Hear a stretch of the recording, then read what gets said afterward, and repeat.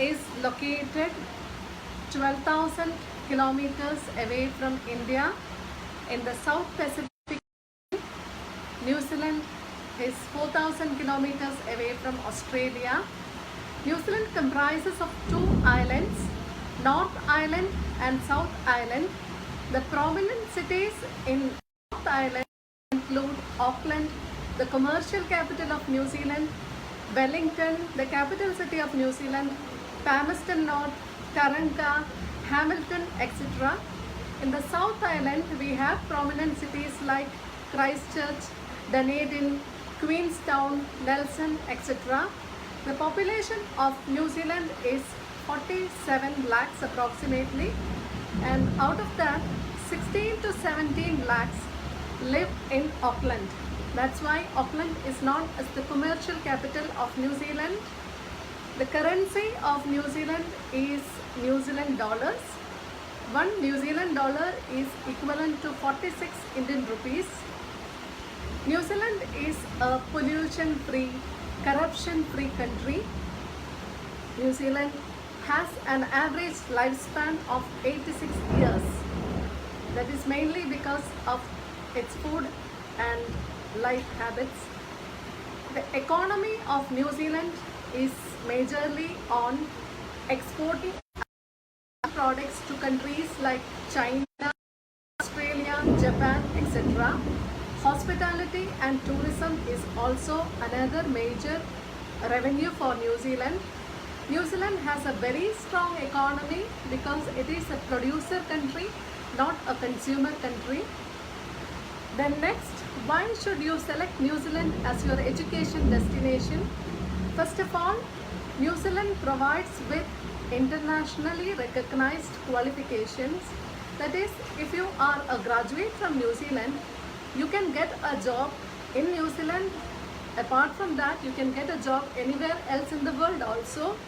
The degrees are taught in English. The quality of education is very high because government has a strict control over the New Zealand's education system. New Zealand comprises of 3 types of institutions, 8 universities, 18 institutes of technology, both under the government sector, and New Zealand has 600 plus private training educators too. The entry requirements for New Zealand is comparatively very low.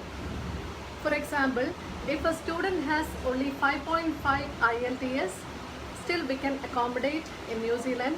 If the student has only pass marks, that is 40 to 45% marks, need not worry, we can get him an admission in New Zealand. If the student has got a history of arrears, backlogs, around 20 to 25 backlogs, still not a problem, we can accommodate him in New Zealand.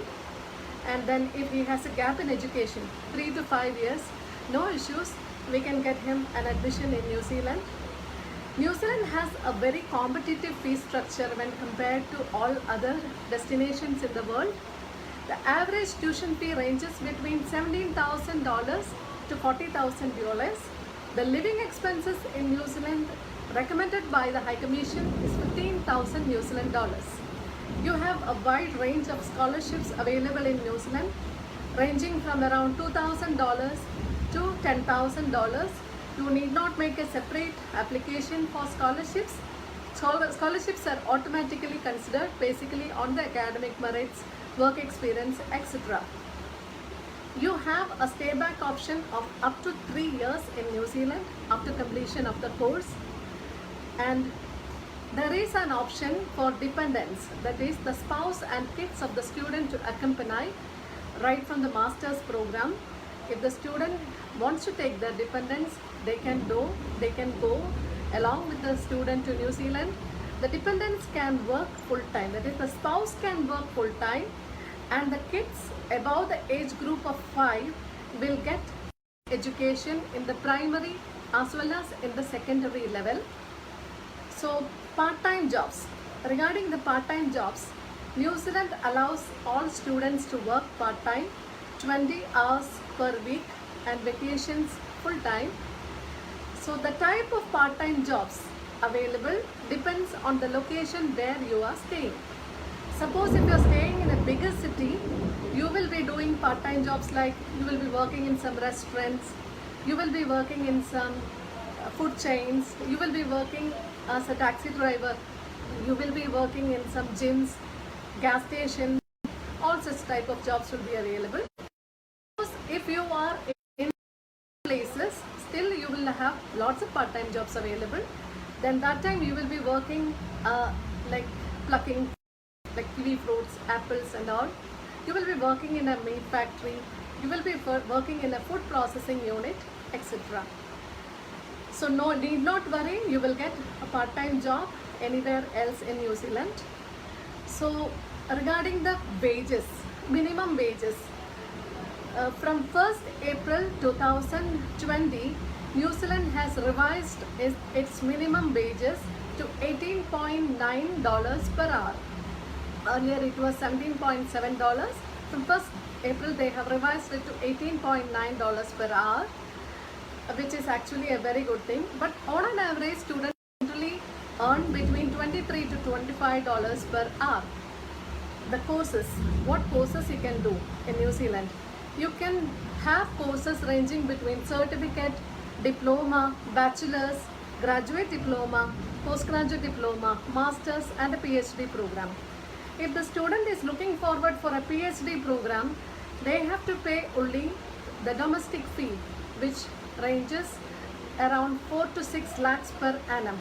Unlike other countries where they have to pay 3 times the fee structure of a domestic student, in New Zealand they have to pay only the domestic fee. And then a wide range of studentships available for PhD students also. Generally the students get New Zealand aid scholarship, covers their tuition fee as well as their living expenses, cost approximately $2,000 per month also. And then while you select a course in New Zealand, you need to consider your work experience and your primary experience. Apart from that, I would suggest you to go through the website Immigration New Zealand, which has long-term skill shortage list in that. Look into a course, you should definitely look into the shortage list, because you will get additional 10 points for PR if you take a course listed in the long-term skill shortage list, right?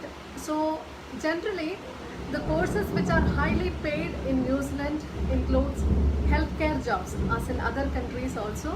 New Zealand also pays well for a healthcare worker, right? Like doctors, nurses, allied health workers, then vets, all get highly paid in New Zealand. And then you can consider the agri-based qualifications like the dairy technology, food processing technology, microbiology, all such courses, dairy farming, all such courses will get you good jobs, highly paid jobs in New Zealand. Then civil and construction management related courses, civil and construction engineering related courses also gets you good jobs. Apart from that, other courses include the civil, I have told you, logistics and supply chain management courses. Logistics and supply chain management, because New Zealand, Auckland is known as the city of sales. They export lots of food products. So these jobs, and business analytics, all these courses can get you good jobs, highly paid jobs in New Zealand. An update on COVID-19. New Zealand rarely identified with 1,137 COVID-19 cases only. Out of that, only 20 people died. The death toll remains the same, and there is no new cases reported after March 16th. That means it is absolutely safe for a student to do their courses or to travel to New Zealand. And in order to apply to a course in New Zealand and all the further formalities, we at Advice can definitely help you out.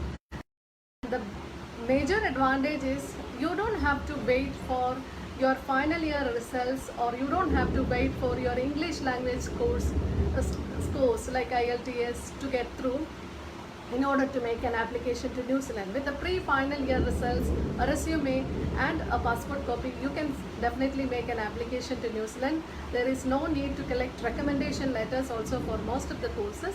So sitting at your home, we at Advice provides you with an opportunity to interact with the New Zealand education providers and to apply for the course. That is, we run a series of virtual fairs. So right now we have a fair happening tomorrow.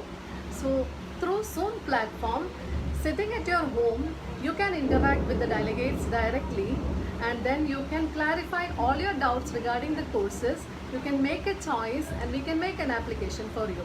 You have the opportunity to avail scholarships also, right?